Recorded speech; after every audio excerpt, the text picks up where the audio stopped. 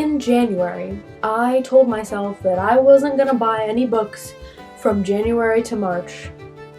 And then I bought like 20 books. Hi book friends, welcome back to Books and Tea Time, or welcome if this is your first time here. Today is my very first book haul. I have never done a video entirely dedicated to hauling books before. I've shown some books in vlogs before that I've bought like over the course of the vlog, but this is my first real book haul, which is so exciting. I am just so happy to be filming again. Honestly, I have a lot of energy and excitement, and I'm talking really fast because it's been so long since I filmed. I'm just slammed with school right now, but the semester's almost over, and then I have so many fun videos planned. I have so many themed vlogs planned and other things that I really want to do. So as soon as the semester is over, I'm going to be cranking out content just left and right, so watch out for that. I also wanted to take a quick minute before we get started to ask you guys if you want another finals week vlog from me. In the fall semester, I filmed a finals week reading and like writing vlog based on my finals and stuff that I was reading for fun during finals week. And I just want to know if you guys want to see that again, because if you do, I'll definitely take the time to film what I'm doing and what's going on, because it's my last semester of undergrad. I'm about to graduate and it'll be my last finals week. Other thing, last disclaimer or piece of info before we get started is that I got these books from a couple different places. The last couple books I got from a special place, and I'll explain where I got them from when we get there. But some of these came from Barnes & Noble, some of them are from the Lit Bar, which is my favorite online place to buy books. It's a Black-owned bookstore in the Bronx, and I buy their books through bookshop.com or .org. I don't know what it is. And then one of these is a little library book that I hauled while I was walking my dog. We're just gonna jump right in.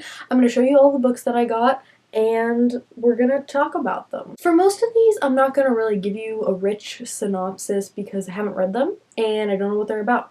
All I know is that people made me want to buy them. I bought a bunch of books in February to participate in Blackathon, which is a readathon hosted by Jesse from Booktubers and Books throughout the entire month of February to celebrate Black narratives, Black history, Black authors, etc. Well, for that, I purchased a couple things. The first one that I got was Kindred by Octavia E. Butler. I actually didn't get to this one, but I really want to read this soon. I think over the summer I'm probably going to read this. I've just heard so many people praise Octavia Butler and her work, and I've really been wanting to read it. I've been getting into science fiction a little bit more too, and I think these are primarily science fiction. One book that I'm currently reading, I started this during Blackathon, but I didn't finish it yet, is The Space Between Worlds by Micaiah Johnson. I'm only 70 pages into this, but I also just rented the audiobook from my library because I feel like I haven't had time to sit down and read a lot lately, but I have had so much time to listen to audiobooks, like when I walk my dog or when I'm doing things around the house.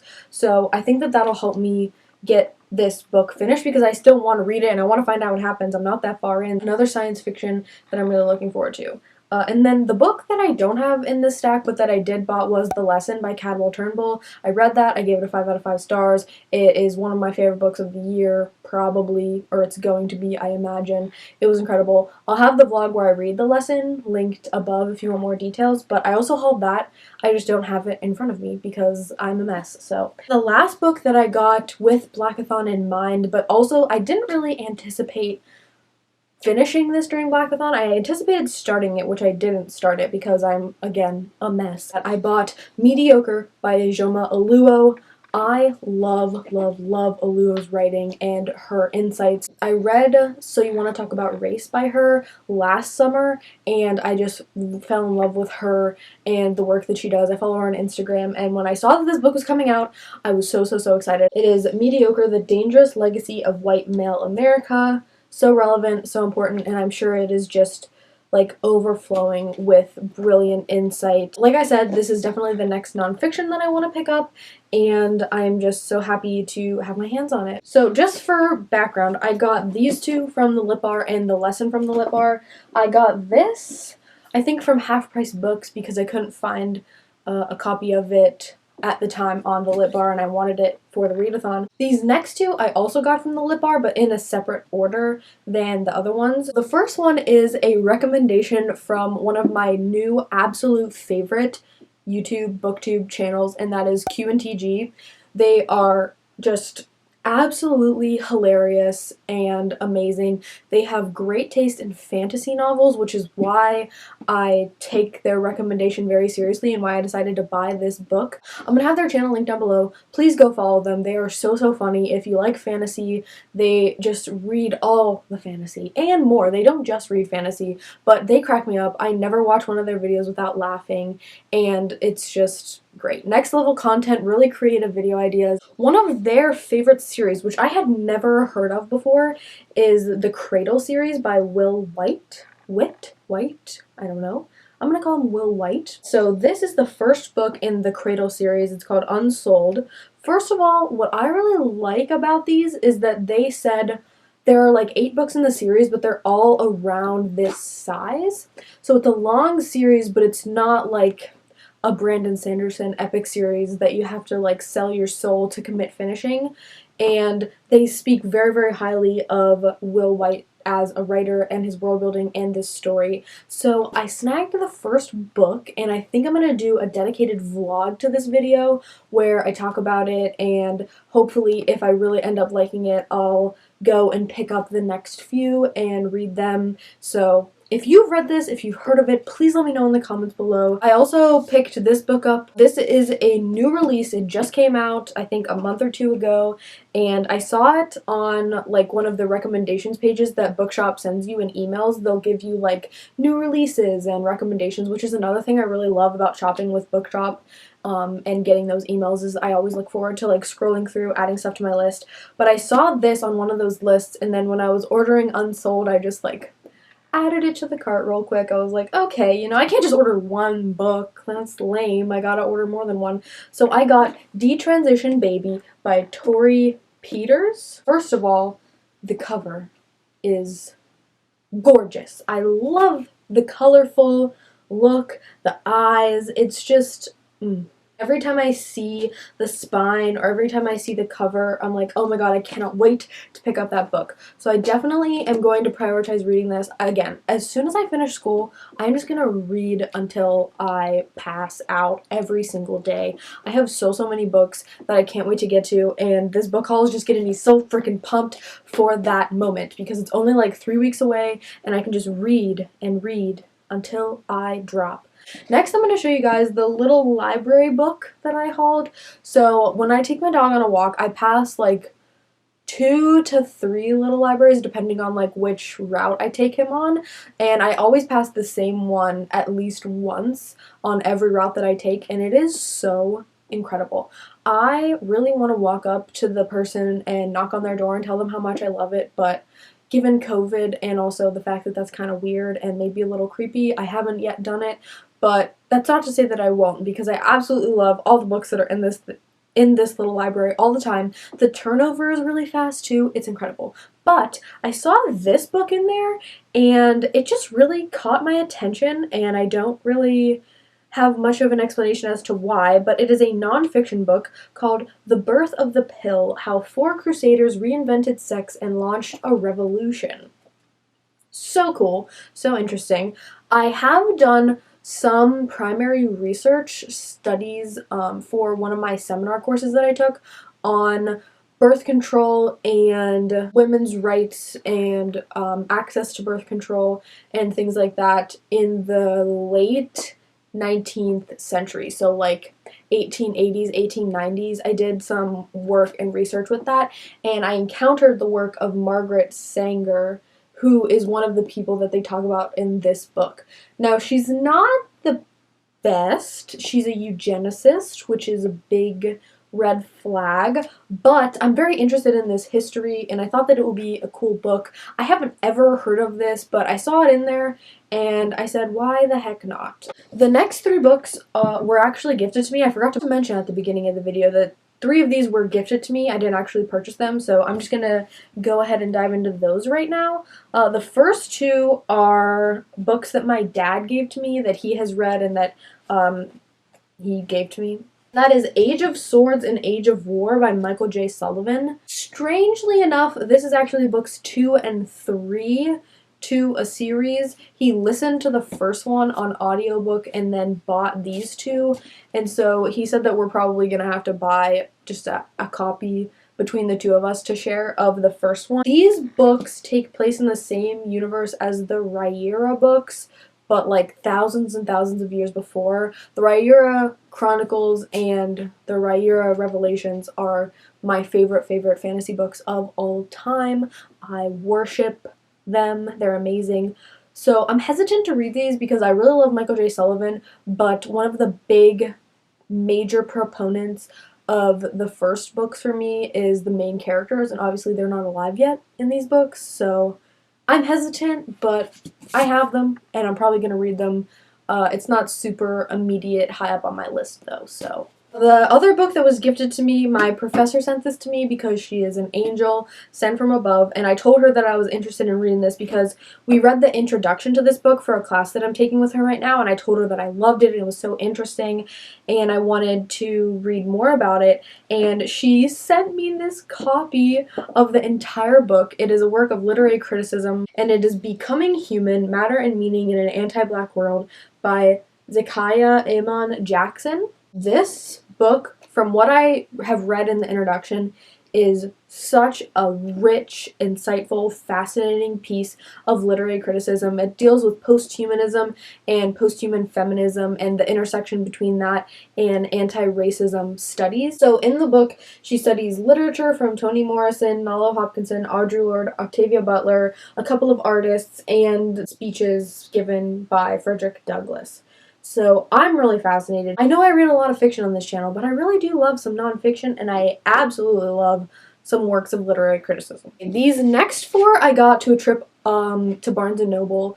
We had like a mental health day or like a self-care day for school that basically replaced our spring break, and on that day I decided to just go to Barnes & Noble, wander around a bookstore, be among the books. Let me start with what I went there for. My plan was to go there to pick up The Secret Commonwealth by Philip Pullman. This is the second book in the second series that takes place in the His Dark Materials universe. So the reason that I'm confused when describing these is I have the first book, which is La Belle Sauvage, and this is a prequel to His Dark Materials. This is a sequel, but they're part of a new trilogy. Like, he's currently writing the third book. I don't know what the third book is about. All I know is that this is a prequel that takes place when Lyra's a baby, and this is a sequel that takes place after the events of the His Dark Materials books. I love how thick this book is. I cannot wait to literally just swim and suck up every word that is in this and just immerse myself again into this universe. I love the His Dark Materials books. I do research on it. I'm about to defend my thesis on these books, and I can't wait, and I'm so glad that there's more to read. You know when you finish a series and you're devastated, and then an opportunity like this comes along for you to re-enter that world and be there again with fresh eyes? Just what? It's the closest thing I can think of to magic that exists in our world. So I went there with the hopes of getting this. I got my hands on it. I got a nice paperback copy, which matches my other paperback copy, and I'm thrilled. So that's the first book that I got. Then I wandered over to the new releases section, which I probably shouldn't have done, but I did. And I saw this book, which I didn't know it was coming out already. I thought this was coming out in the summer, and I saw this on the shelf. There was only one copy left, and I literally like zoomed over and snagged it, and I was like, oh my god, I can't let this opportunity pass. And that is The Witch's Heart by Genevieve. I don't know how to pronounce this author's last name. By Genevieve Gornichek? Gornichek? Sure. This book is about Norse mythology and a witch that falls in love with Loki. I love mythology. If you know me, you know I love mythology. And just flipping through this book and seeing how many names I recognize, oh my god, I just saw another one. I can't wait to read this book. This is the first book that I'm going to read when I'm done with school. I'm telling you that right now, and it's probably going to take me a day because I can't wait.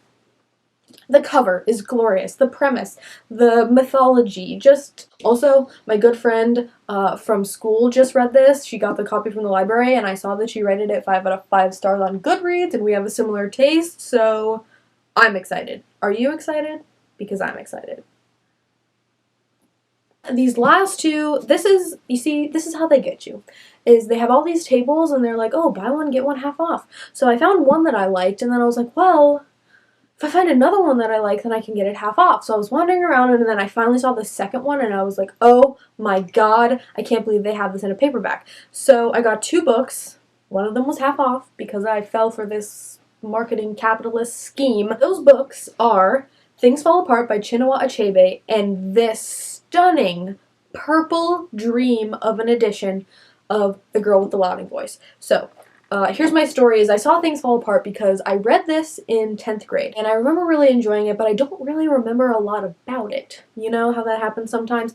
And it's a classic work of African fiction. I'm long overdue for a chance to reread this and view it with fresh eyes and annotate it and really enjoy it, so I'm so excited to have my own copy of it and to reread this book. After I saw that, I was looking around and I was wandering, and then I saw this cover, but if you've seen the other cover, like the hard copy of The Girl with the Louding Voice, you'll know that it's different enough that I didn't realize just at first glance in my periphery, I didn't realize what this was until I read the title, and I realized, I was like, oh my god, that's that book, because I've been really, really wanting to read this. I've heard so many good things about it. I know Noelle really loves this book, and I love the cover. Purple's my favorite color, so when I saw this, it was meant to be, so I bought this. And these last 4 are very, very special to me because I got them from an Irish bookstore in Belfast, and I got them because, as I said, I'm about to graduate, and I am an Irish language minor, so I have completed 6 levels of Irish. I really love it. It's amazing, but now that I'm not going to be in class, I'm really worried about like the upkeep and practicing and learning more Irish. So I bought some books in Irish to read over the summer to keep up my Irish language stuff.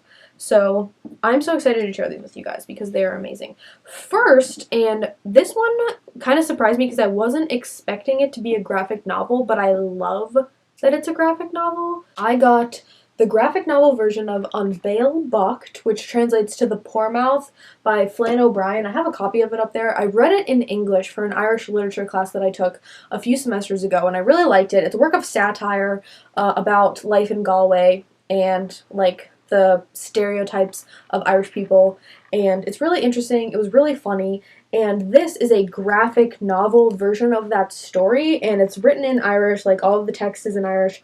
And I can't wait. I really, really love the creepy style of the art, and I just think that it's so cool, and I can't wait. I'm really, really excited to read this, and I tried to pick stories for the most part that I knew. There's one new book to me that doesn't exist in English, but I thought that it would be good to read books that I've read in English to help me with like the vocab that might not be familiar and like the plot and stuff. The other one that I got that I have read before is Of Mice and Men, which is Er Luck agus Er Gwynna by John Steinbeck, obviously. So I'm really excited to reread this in general, and to be rereading it in Irish is just an absolute dream come true. I love John Steinbeck. He's one of my favorite authors. Of Mice and Men is a great book, and I think it's another great book to start with because it's short. Next, I got Tinta na Farraga Dava by Tim Armstrong. My friend is also reading this with me.